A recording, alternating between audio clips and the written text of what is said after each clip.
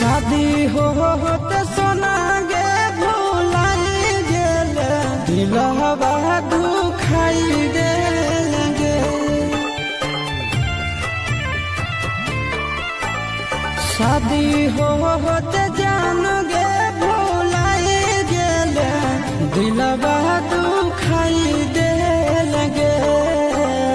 प्यार में पगला बनाई देले कहवा पाराई गेलगे।